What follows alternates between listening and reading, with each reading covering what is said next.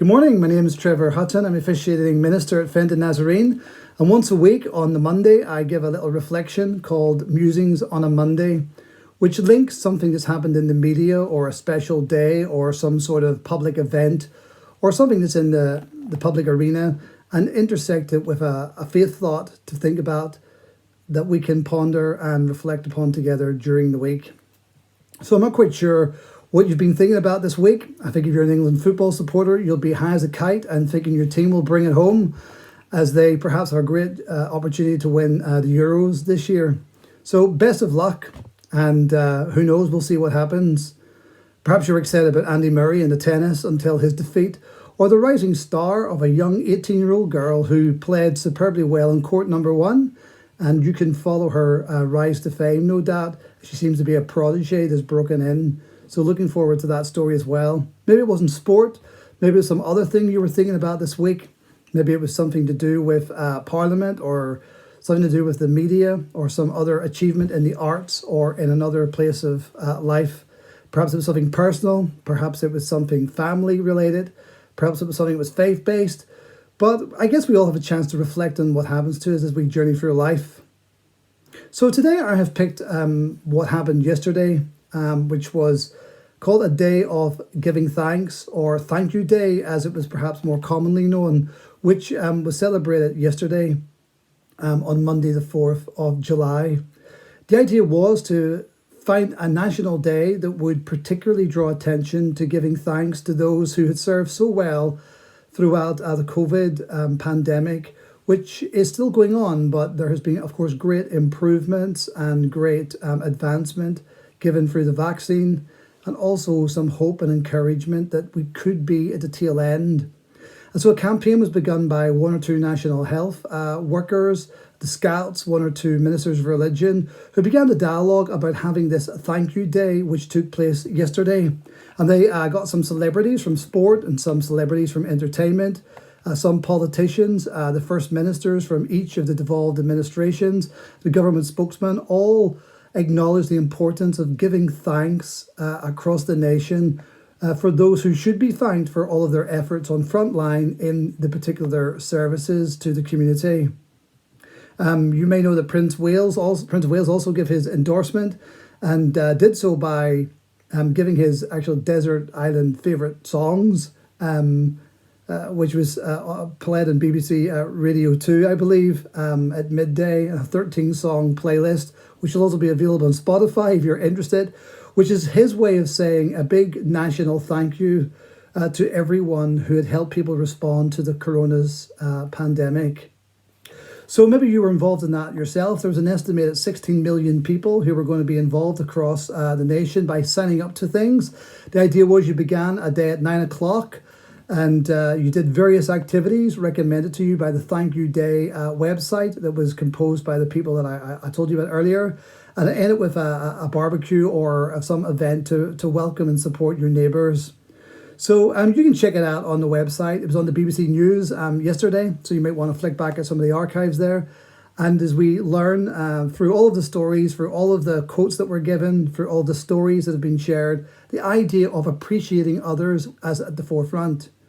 So appreciation is a great thing to do. We know that if someone feels appreciated, they're more likely to have a better mental health, a sense of value, and how important it is that we really value and we appreciate others and we let them know it. That's the key thing about Thank You Day. It's letting other people know that they're appreciated and valued, which of course is really important, isn't it? So if someone values us but we don't know it, then part of that value isn't really experienced.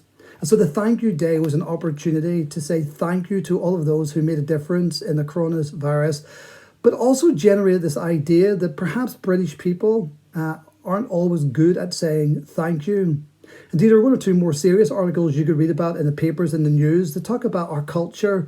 And in Britain, we're very quick to kind of build people up, but very quick also to tear them down. That as opposed to somewhere like North America, we're not that good at being able to express our gratitude and say thank you to others. And there are one or two of the MPs came out and said, yeah, we actually need to do better at this as a nation, that we need to learn both the attitude of being grateful and that special gift of saying thank you to others. So I belong to a group called Al-Anon, which is a group of people that are recovering from the effects of family addiction. And one of the things that we do in that is to learn how to say thank you and learn to be grateful for whatever circumstance of life. So in one of the readings in a book that we use, it says this: "Therefore today I will practice gratitude. I will think of some of the things, big or even small, for which I am truly grateful. Maybe I'll even put this list in writing or share it with another member. Maybe perhaps I will go through the alphabet from A to Z and see if I can find something to be grateful for every letter of the alphabet. Whatever I do, it doesn't matter so much as why I do it. That is, to find in every situation and every circumstance a reason to be thankful. Sometimes a tiny action can be a great step forward to seeing my life with increasing joy. When things look blackest, it is within my power to brighten them with the light of understanding and the development of the discipline of practicing gratitude." There's a story told in Luke's Gospel in chapter 17 when 10 men who had a very serious physical disease in Jesus' day, which was called leprosy, came to him. There was no cure. They were outcasts. They were distant from their society. They could play no meaningful part. And they came to hear this prophet, this teacher, this miracle worker who might be able to do something for them. And it tells us in that story in Luke 17, verses 11 till 19, that they came, and as Jesus encountered them, they asked, like, "Master, have pity on us." And it tells us that when he saw them, he ministered to him in a really miraculous way. So much so that he encouraged them to go to show themselves to the priests, as they had to do, because leprosy was a sign of ritual impurity. And on their way, they were cleansed and they were made well. Then it tells us towards the end of the story, one of them, when he saw he was healed, came back, praising God, and was thankful in a loud voice. He threw himself at Jesus' feet and thanked him. Jesus said, "Were there not 10 of you who were healed and cleansed? Where are the other 9? There's none to return, except the one who was a Samaritan, who was the foreigner." And he said to him, "Rise and go, your faith has been made well." What is it about something happening to us that could be big or small that means we don't come back and say thank you to those who have helped us? That we don't express this gratitude, this spirit of really being thankful for all of the things that we could be grateful for and we should be grateful for?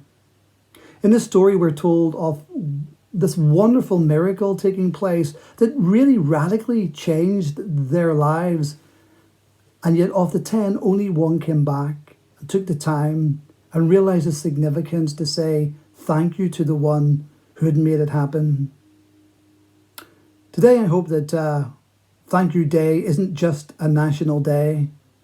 I hope it's something that we can all stop and think about how we could not only be grateful for the things in our lives that are small or big or significant, but that we can learn to say thank you to God, or thank you to a higher power, as it does in my Al-Anon group, or thank you to someone else who's shown us something wonderful in a small or a big way, but in a way that brought us value, in a way that helped us to know that we mattered.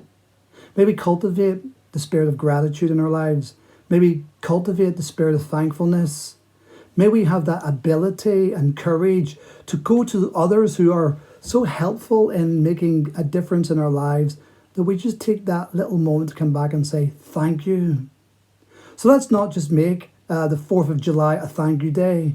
Let's make today a thank you day. Let's make every day a thankful day and express our gratitude and our thanksgiving for those who have made a difference in our life. So let's do it.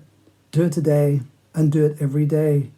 In all things, give thanks to God, says the Apostle Paul. And so let's do that in our own lives in a new way, so that others can be blessed and helped and encouraged and know they're loved and valued. Well, that's the thought for the day, and I'll catch you next Monday.